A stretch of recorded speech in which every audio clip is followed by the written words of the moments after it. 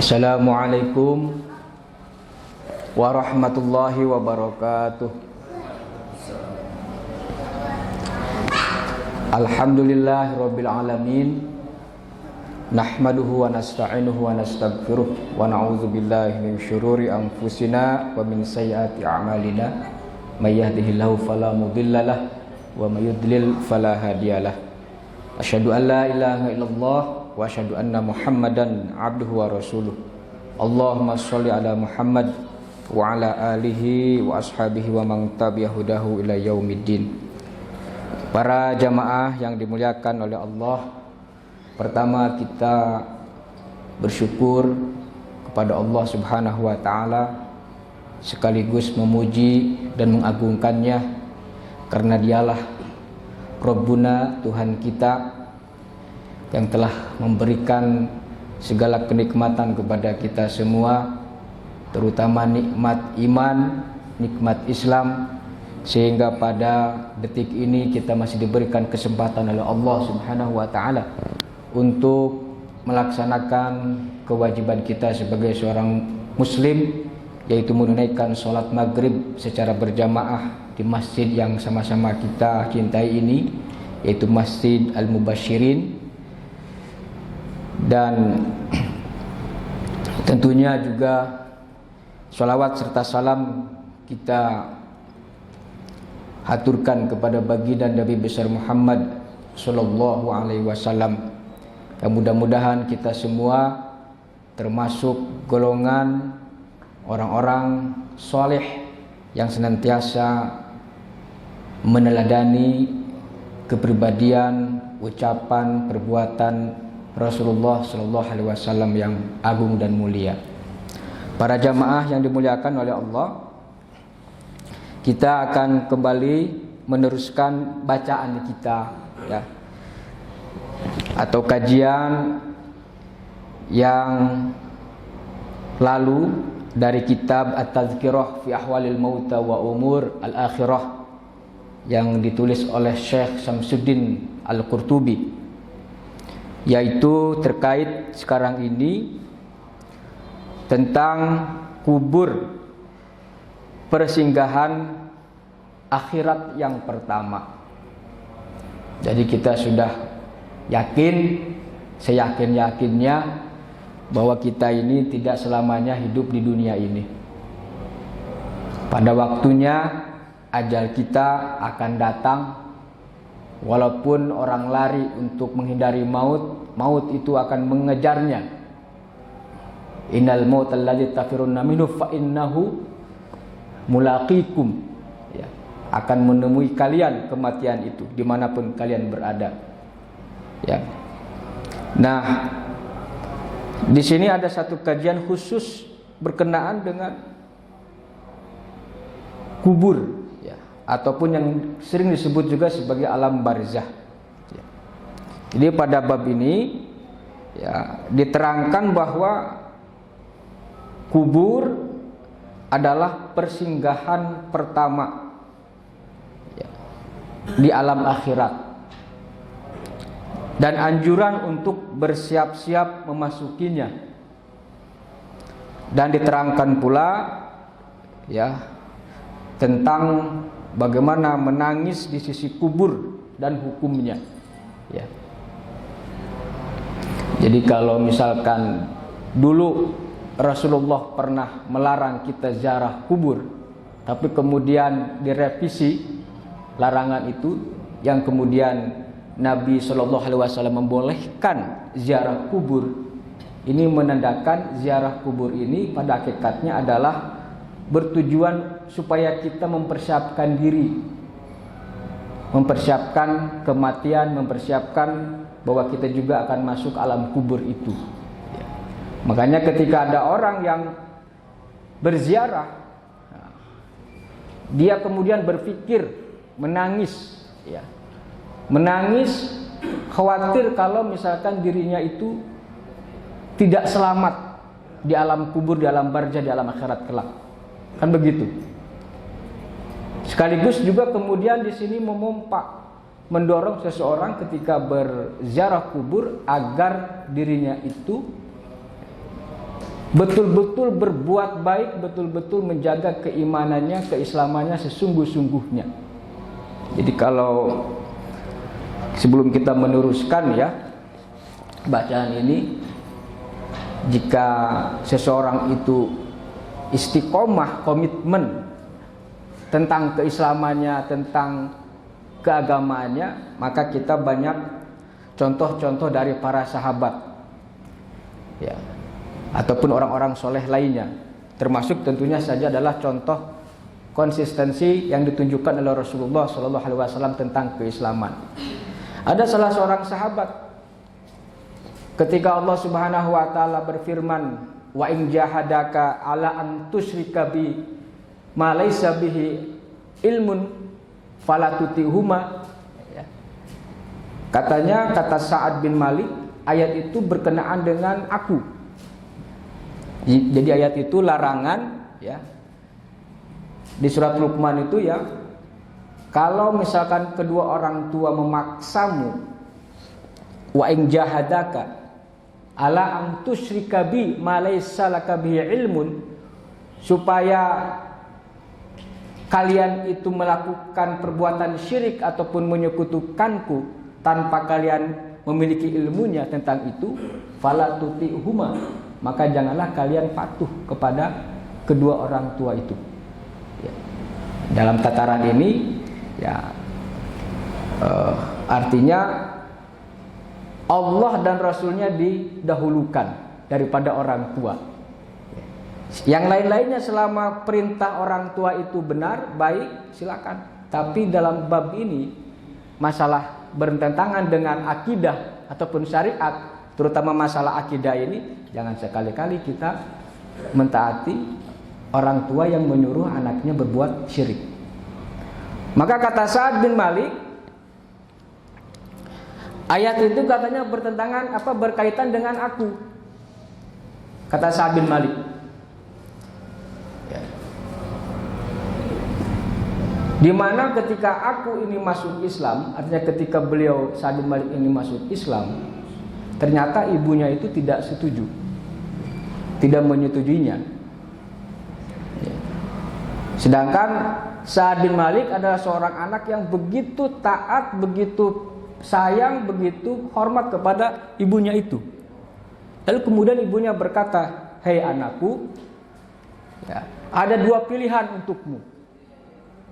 Ada dua pilihan untukmu. Kamu tinggalkan agamamu itu, atau kamu mendapati aku mogok makan. Tidak makan, tidak minum. Silakan pilih antara dua itu. Kamu tinggalkan agamamu Islam, atau kamu menjumpaiku dalam keadaan mogok makan. Wah, gitu ya. Wah, berat ini kan, sebagai seorang anak. Lalu apa yang dikatakan oleh Sa'ad bin Malik itu? Wahai ibuku, aku akan tetap berada pada pendirianku untuk tidak meninggalkan agama Islam yang aku anut ini. Sehingga kemudian ibunya itu ternyata betul-betul mogok makan. 2 hari 2 malam dia tidak makan, tidak minum. Ya. Masya Allah. Lalu kemudian Sa'ad bin Malik mengatakan lagi, dan ini kata-katanya yang menunjukkan konsistensi, komitmen terhadap keislaman. Ya. Apa kata Sa'ad bin Malik? Wahai ibuku, seandainya engkau memiliki 1000 nyawa, 1000 jiwa, lalu kemudian nyawa itu, jiwa itu mati satu persatu, ya, aku tetap memeluk agama Islam ini. Sampai-sampai kemudian ibunya itu pun akhirnya luluh juga dia. Akhirnya makan lagi dia. Ya. Karena memang teguh pendirian yang dimiliki oleh anaknya tersebut.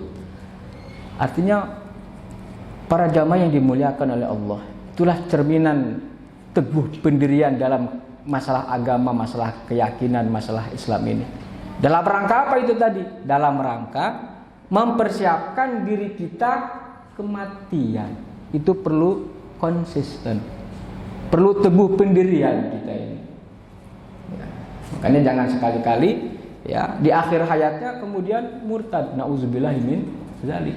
Berarti dia sudah tidak bisa lagi mempersiapkan dirinya untuk akhiratnya. Kan ada banyak yang seperti itu, Pak ya. Dengan faktor-faktor tertentu. Ya, faktor kemiskinan, faktor ekonomi, ya. Ataupun paksaan, faktor kekuasaan dan seterusnya. Makanya Rasulullah berdoa, doanya itu adalah meminta dirinya dilindungi dari apa? Dari kekufuran dan kefakiran. Termasuk dilindungi dari azab kubur. Allahumma inni a'udzubika minal kufri wal fakri wa a'udzubika min azabil qabri. Ini doa nih yang juga ada kaitannya dengan kajian kita alam kubur ini, yang menunjukkan bahwa siksa kubur itu memang ada. Makanya Rasulullah dalam doa itu memohon kepada Allah Subhanahu wa taala, ya Allah, aku berlindung kepadamu dari kekufuran, dan aku berlindung kepadamu ya Allah dari kefakiran. Kenapa? Karena fakir, kemiskinan ini itu bisa membawa kepada kekufuran. Ya, orang bisa merubah akidahnya dengan sebungkus Indomie dan seterusnya, ataupun yang sifatnya duniawi, materi duniawi. Dan aku berlindung kepadamu ya Allah dari siksa kubur. Artinya di sini para jamaah yang dimuliakan oleh Allah, kita memang dituntut untuk senantiasa siap menghadapi alam kubur, alam kematian itu. Nah, ini yang sama-sama kita watawassaw bil haq watawassaw bis sabr. Siapa saja, entah itu seorang dai, entah itu seorang pembisnis, entah itu seorang pemimpin, guru, dosen, semuanya harus siap-siap menghadapi peristiwa yang mutlak kejadiannya ataupun tidak diragukan lagi. Dan itu sudah nampak saudara-saudara kita, keluarga kita telah mendahului kita. Makanya pantas saja di situ kalau misalkan ada orang yang menangis gitu. Ketika orang berziarah mendatangi pemakaman ataupun kuburan saudaranya, kemudian dia menangis. Ya, menangis khawatir, ya. Khawatir mendapatkan murka Allah gitu. Bukan mendapatkan ridho Allah. Maka di sini Ibnu Majah telah meriwayatkan dari Hanif bin Utsman, ya, dia berkata, apabila Utsman radhiyallahu anhu berdiri di hadapan sebuah kubur atau kuburan, dia menangis sampai membasahi janggutnya karena dia berjanggut.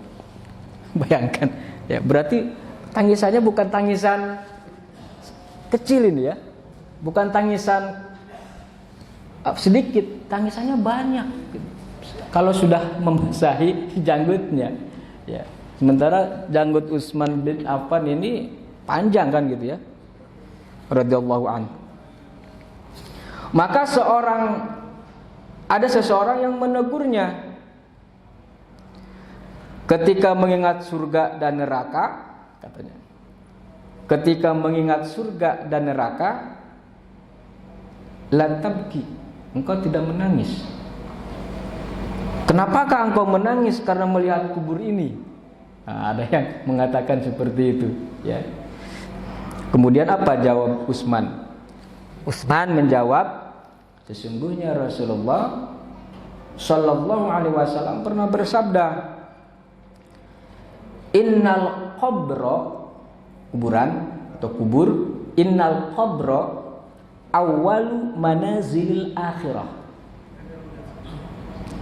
yaitu singgahan pertama, tempat singgahan pertama akhirat. Innal qabra awwalu manazilil akhirah. Fa in naja minhu, jika seseorang itu sukses selamat dari singgahan pertama itu, yaitu kubur, ya, fama ba'dahu aisaru minhu, maka selanjutnya dia akan mendapatkan urusannya lebih mudah gitu, kalau dia selamat. Fama ba'dahu aisaro minhu wa ilam yanju minhu, tapi jika belum sukses ya dari siksa kubur itu, fama ba'dahu asyaddu minhu, maka selanjutnya urusan selanjutnya itu akan lebih dahsyat lagi, katanya gitu. Makanya kemudian dia menangis ya.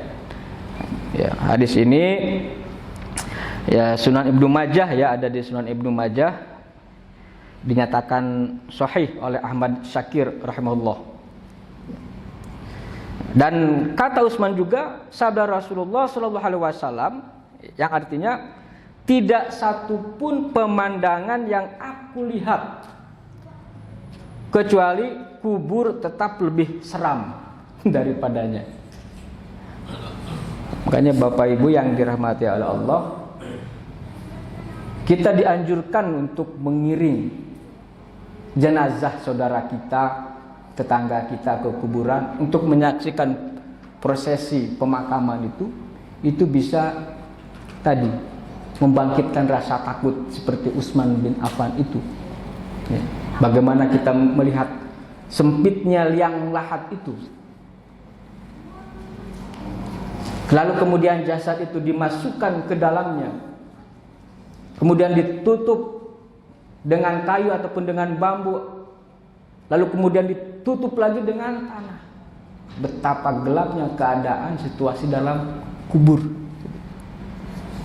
Makanya tadi kata Utsman, kubur ini, melihat kubur saja itu sudah serem gitu, sudah serem. Maka orang-orang mukmin ketika menyaksikan itu pasti ada rasa, aku juga nanti akan seperti itu gitu. Ya, akan seperti dia nasibnya.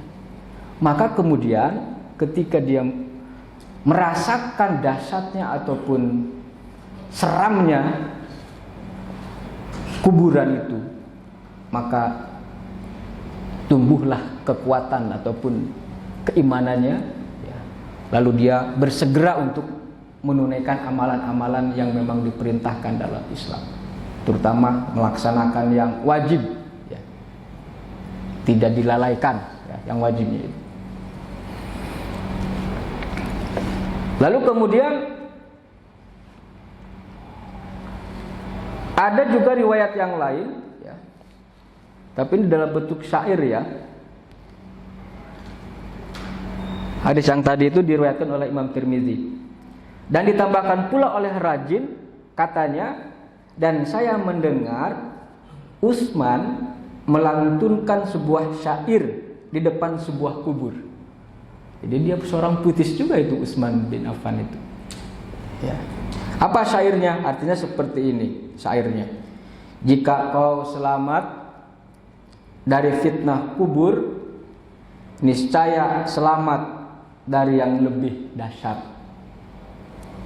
Jika tidak, sungguh aku tak bisa bertutur, kau bakal bisa selamat. Itu syair yang dikemukakan oleh Utsman ketika berada di atas kuburan ataupun di hadapan kubur.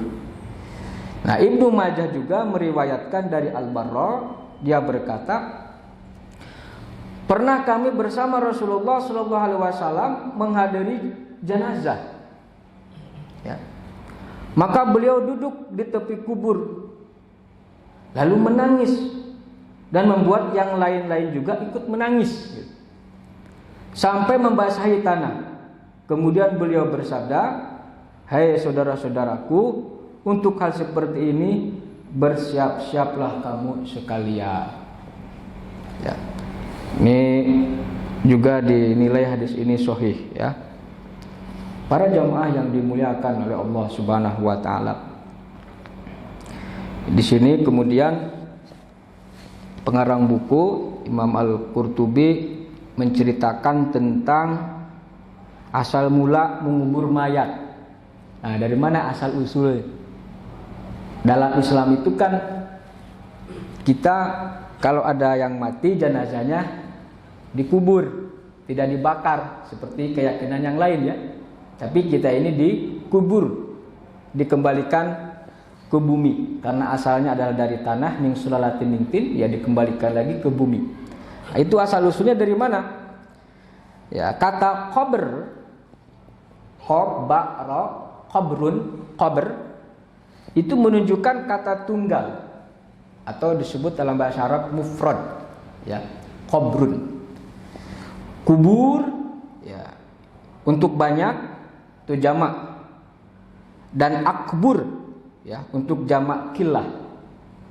Ada dua di situ, akbur, ada kubur.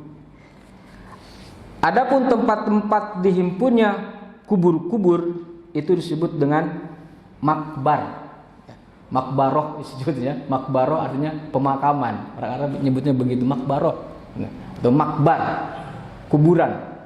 Kenapa? Karena di situ kuburannya banyak. Ya. Disebut dengan makbar, pemakaman.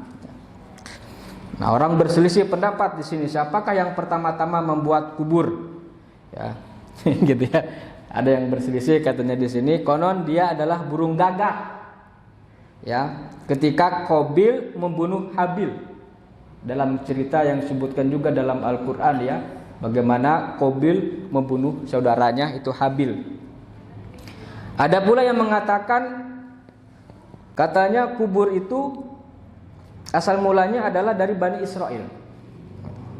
Tapi perselisihan ini, kata pengarangnya Imam Al-Qurtubi, tidak begitu penting untuk diperdebatkan, ya. Orang berkata bahwa Qabil waktu itu sebenarnya sudah mengerti bagaimana cara mengubur saudaranya itu. Ketika dia membunuh Habil, ya Qabil itu sudah paham harus digemanakan jenazahnya ataupun jasadnya itu. Tetapi kemudian si Qabil ini membiarkannya tergeletak di padang terbuka.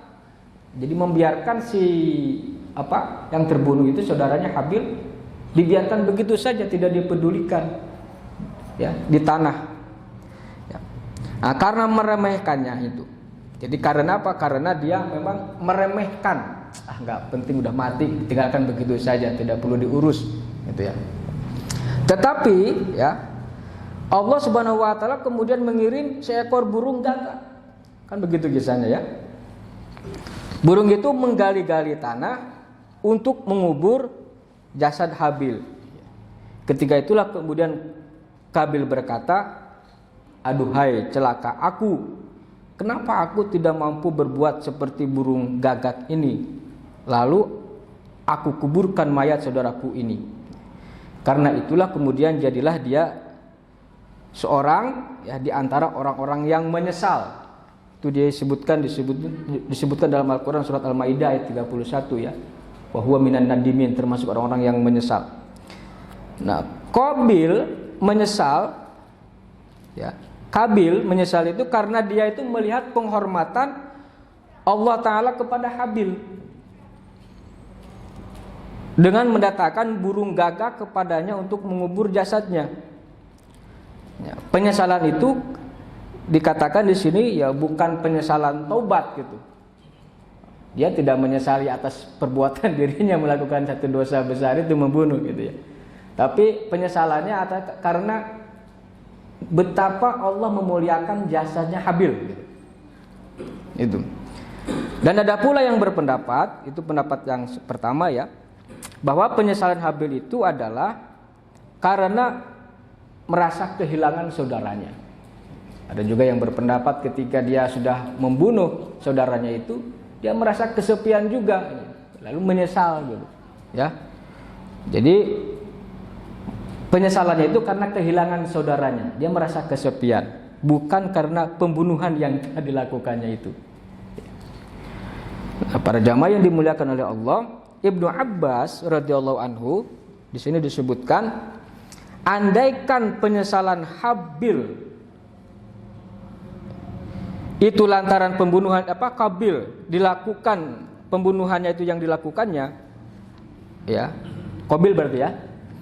Andaikan penyesalan Qabil itu lantaran pembunuhan yang dilakukannya, maka penyesalannya itu berarti bertaubat, kata Ibnu Abbas, ya. Kalau taubat kan berarti dalam Islam dia mengakui dia salah gitu. Ya. Ada penyesalan karena memang ciri orang yang bertaubat itu ada rasa an-nadam.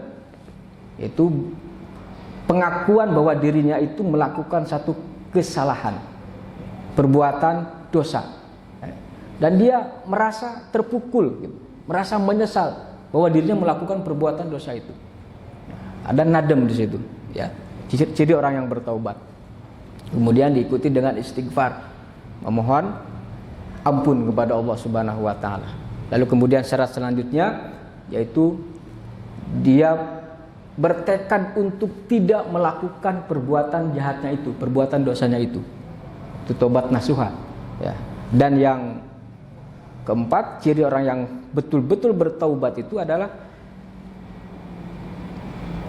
dia mengerjakan amal baik disertai dengan perbuatan-perbuatan baik, mengganti perbuatan buruknya dengan amal-amal soleh yang diridhoi oleh Allah Subhanahu wa taala. Jadi kata Ibnu Abbas, ya, andaikan penyesalan Qabil itu lantaran pembunuhan yang dilakukannya, maka penyesalan itu adalah penyesalan yang bermakna taubat. Ada lagi yang mengatakan, ini panjang ini cerita ini ya, dia bahas ini oleh Syekh Imam Qurtubi. Ada lagi yang mengatakan bahwa setelah Qabil berhasil membunuh Habil, maka dia duduk menangis di sisi kepala saudaranya itu, katanya. Ini ada kisah versi yang lain. Ketika dia membunuh saudaranya itu, ya, dia duduk sambil menangis di sisi kepala saudaranya, itu Habil.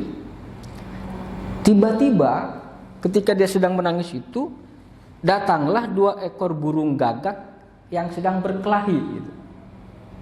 Kalau tadi cerita versi tadi itu burung gagaknya itu yang menguburkan Habil gitu ya. Kalau ini ketika dia menangis itu ada 2 burung gagak yang saling berkelahi antara satu dengan yang lain. Salah satunya berhasil membunuh yang lain. Lalu burung yang menang itu menggali lubang, ya, menggali tanah untuk yang kalah gitu. Dan kemudian dia menguburkannya sendiri, ya. Kemudian Qabil melakukan seperti itu, ya.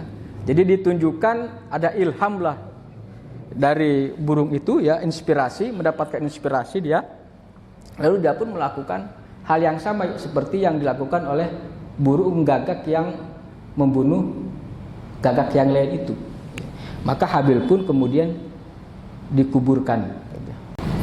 Jadi di surat Abbasah itu disebutkan juga, ya, di situ dalam Al-Quran dinyatakan tsumma amatahu fa aqbarah, ya. Kemudian Allah mematikannya dan menguburkannya, ya. Mematikan dan menguburkan. Sehingga dari kisah ini, ya, kemudian di dalam Islam seperti itu caranya orang yang meninggal dunia, gitu ya, jasadnya itu, ya harus dikubur, gitu ya, dikembalikan ke bumi.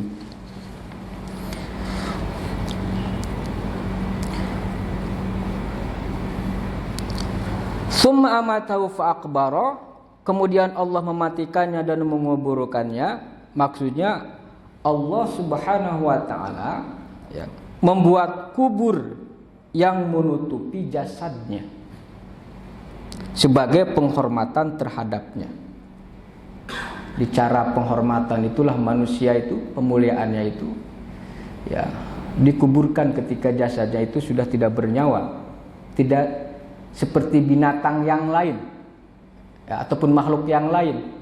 Ketika mati dia dibiarkan saja gitu, di mana saja mereka berada, tidak dikuburkan.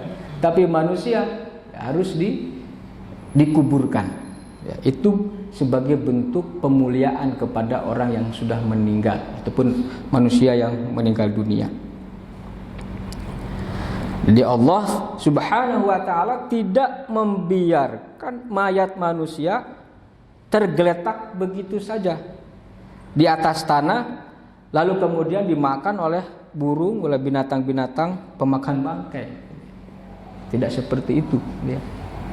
Makanya salah satu dari fungsi kenapa dikuburkan gitu ya, supaya tidak terjamah oleh binatang yang lain, walaupun sebetulnya dalam kuburan dimakan juga oleh cacing ya, dimakan cacing ya, jasadnya.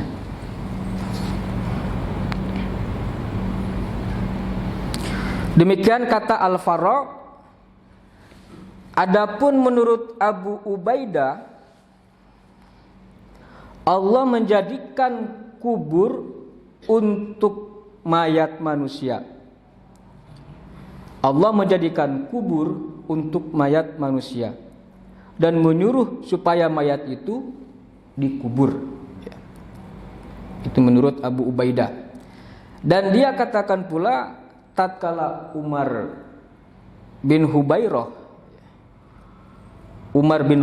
ini membunuh Shalih bin Abdurrahman ya, maka berkatalah Bani Tamim saat menemui mayatnya.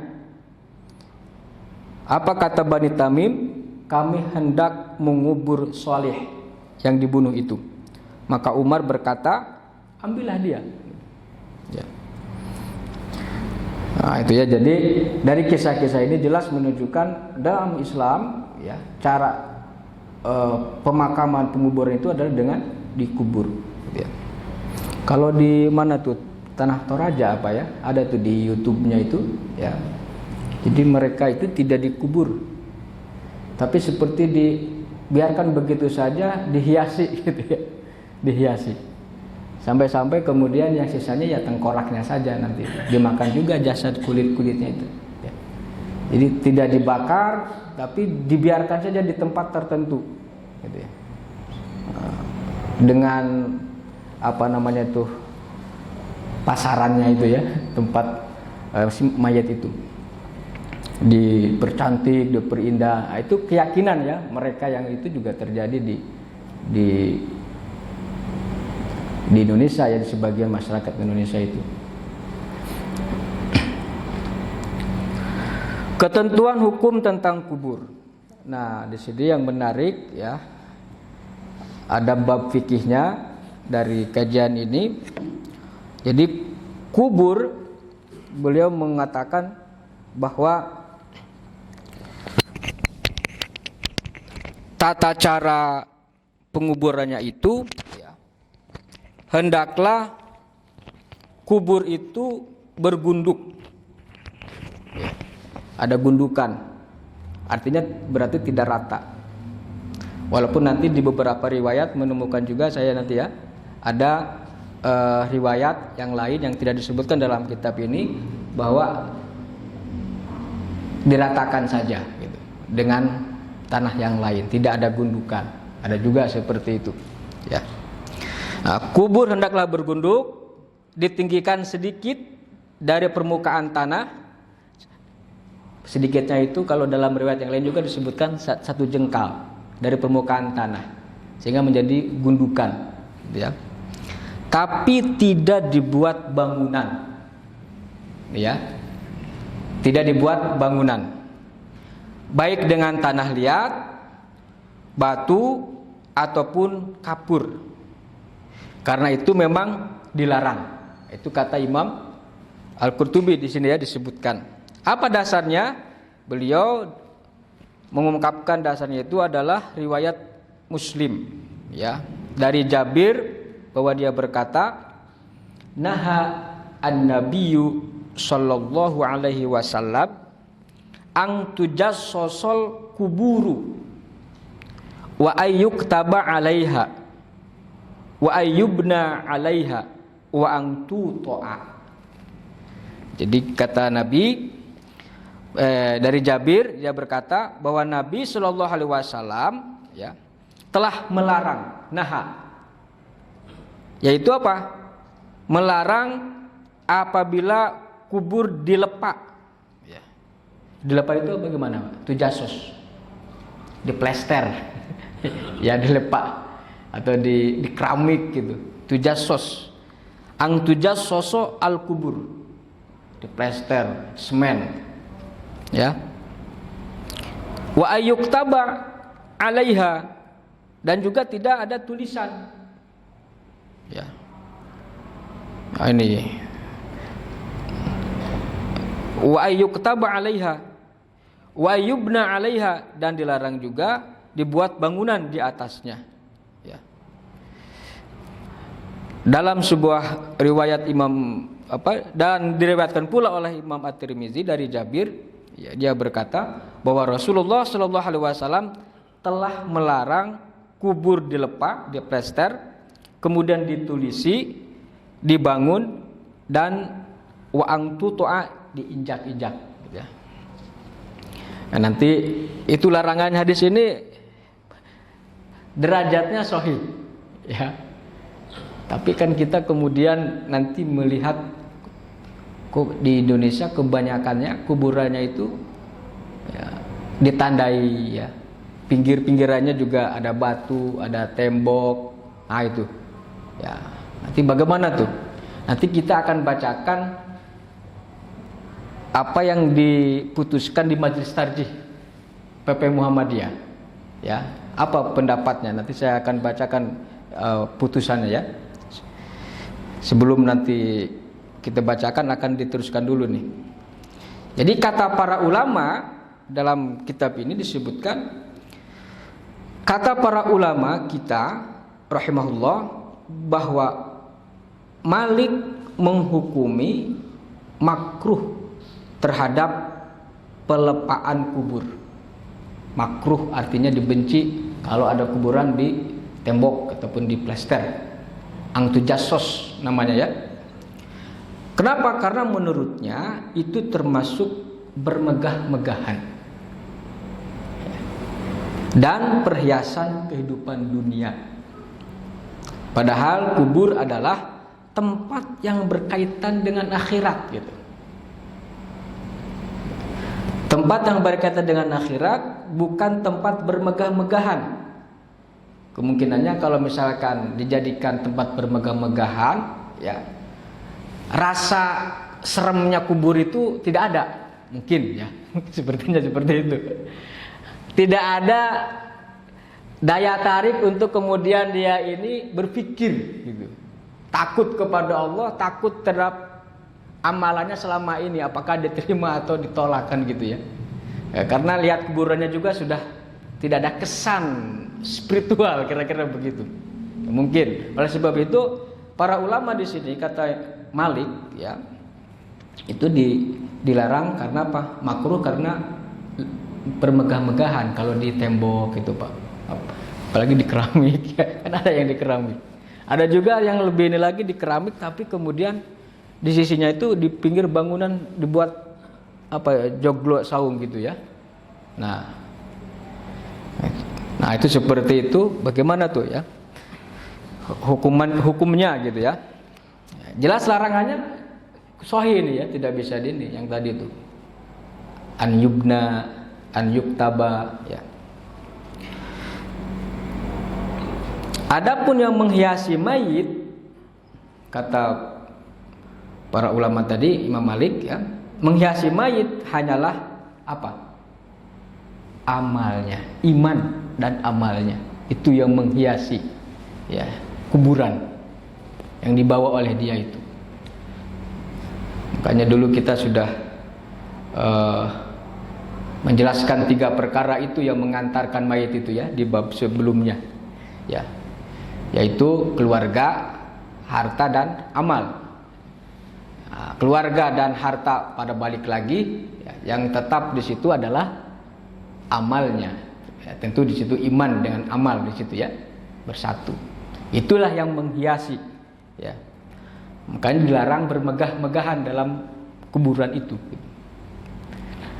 Hukumnya makruh, ya. Menurut sebagian para ulama di sini. Mereka melantunkan syair, ada syairnya di sini. Bila kamu memimpin urusan suatu bangsa, meski hanya semalam saja, maka ketahuilah bahwa sesudahnya kamu akan diminta tanggung jawabnya. Itu yang harus dipikirkan tuh, ya. Walaupun megah kuburannya, gitu, ya, di tembok, ingat, walaupun itu pemimpin besar, walaupun di ditanam, dikubur di Taman Pahlawan Nasional gitu, kira-kira begitu. Tetap saja ya, sesudah itu semuanya akan dimintai pertanggungjawaban tentang iman dan amal solehnya. Sholatnya bagaimana, ya, zakatnya bagaimana, muamalahnya dengan tetangganya bagaimana, kemudian juga dengan keluarganya seperti apa, ya kan, semuanya akan dimintai pertanggungjawaban. Ya, ini syairnya dari situ ya.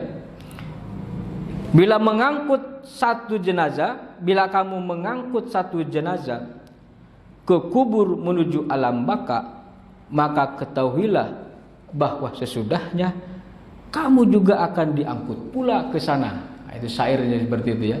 Jika kalau kita gotong mayit jenazah ya ke satu kuburan, ingatlah sesudah itu juga kamu akan diangkut pula.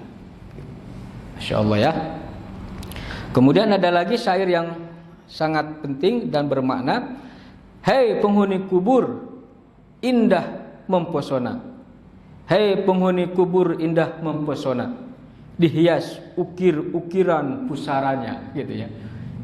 Mungkin dia dibawa sana, mungkin dia di bawah sana, sedang dibelenggu dalam penjara. Jadi walaupun tadi diukir, dipakai batu nisan yang bagus ya kata, di dalamnya itu orang sedang mendapatkan kesulitan yang luar biasa gitu. Saya begitu menyinggung nih. Ya, menyinggung supaya itu tadi ya tidak menghias berlebihan bermegah-megahan kuburan. Nah, itu kan kaitannya dengan fikih ya. Fikih dan akidah kaitannya apa ya? Kaitannya dengan akidah juga ini. Ya. Dalam Sahih Muslim ada juga diriwayatkan dari Abu Hayyaz Al-Asadi dari Ali bin Abi Thalib radhiyallahu anhu berkata, ya, maukah kamu kuutus untuk melaksanakan sesuatu sebagaimana aku diutus oleh Rasulullah sallallahu alaihi wasallam untuk melakukannya? Ini Sahih Muslim ya, ada diriwayatkan dari Abu Hayyaz Al-Asadi dari Ali bin Abi Thalib. Ia berkata, kata Ali, maukah kamu kuutus untuk melaksanakan sesuatu sebagaimana aku diutus oleh Rasulullah sallallahu alaihi wasallam untuk melakukannya? Kemudian dia berkata, janganlah kamu biarkan satupun berhala kecuali kamu hancurkan, gitu ya. Dan jangan kamu biarkan satupun kubur yang ditinggikan kecuali kamu ratakan. Gitu. Wah, ini seruan luar biasa ini ya. Ini nomor satu sahih ya, ini Muslim di riwayat ini. Ya. Itu perkataan Ali, karena Ali melakukan itu apa? Karena dia berdasarkan apa yang beliau terima dari Rasulullah sallallahu alaihi wasallam yang juga memerintahkan kepada Ali ya supaya meratakan kuburan. Tidak demikian, tapi juga ada nanti riwayat yang lain, karena ini nanti dikompromikan nih. Ada riwayat yang lain juga yang boleh meninggikan tanah kuburan itu 1 jengkal gitu. Ada juga nanti ya. Jadi disinkron, bukan berarti berbeda tadi hukumnya tadi ya. Tadi dikompromikan nanti seperti apa. Nah, itulah nanti biasanya ini kalau di Muhammadiyah ada tarjih, itu ada mengkompromikan hadis-hadis yang dipandang seperti berbeda gitu. Ya. Kalau nggak sempat ya minggu yang akan datang kita bahas nanti ya.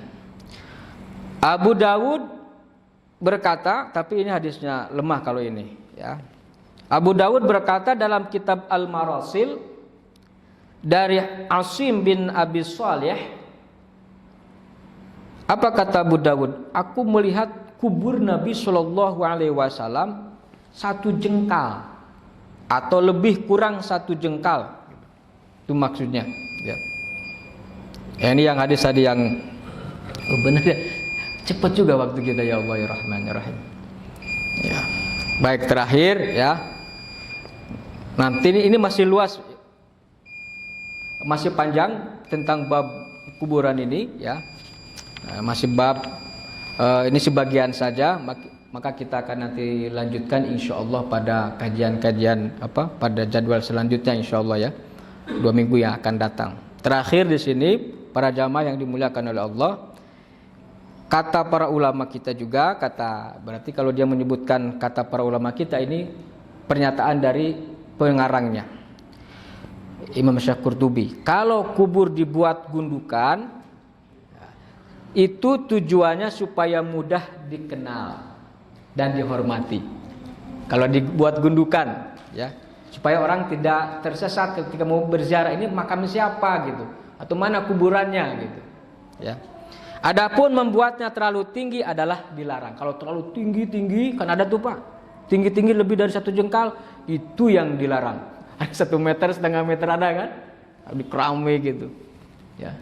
Seperti mohon maaf ya, ada kuburnya seorang pemimpin Indonesia itu, Bapak lihat, saya lihat itu tinggi sekali itu, lebih dari 1 jengkal ya. Ya, coba itu. Nah, yang itu dilarang tuh. Adapun membuatnya terlalu tinggi dilarang karena apa? Karena cara seperti itu alasannya adalah merupakan tradisi zaman jahiliyah. Ya. Mereka meninggikan kuburan dan membuat bangunan di atasnya sebagai ungkapan memuliakan dan mengagungkan si mayit itu. Dan itu yang dilarang, itu mengagung-agungkan mayit secara berlebihan. Baik para jamaah yang dimuliakan oleh Allah, itulah bacaan kita, kajian kita, mudah-mudahan bermanfaat, terutama untuk diri saya sendiri yang membacakan. Banyak tentunya ya dari kitab ini yang bisa kita ambil manfaatnya. Kita tutup dengan doa kafaratul majlis. Subhanallah wa bihamdika asyhadu an la ilaha illa anta astaghfiruka wa atubu ilaik. Assalamualaikum warahmatullahi wabarakatuh. Waalaikumsalam.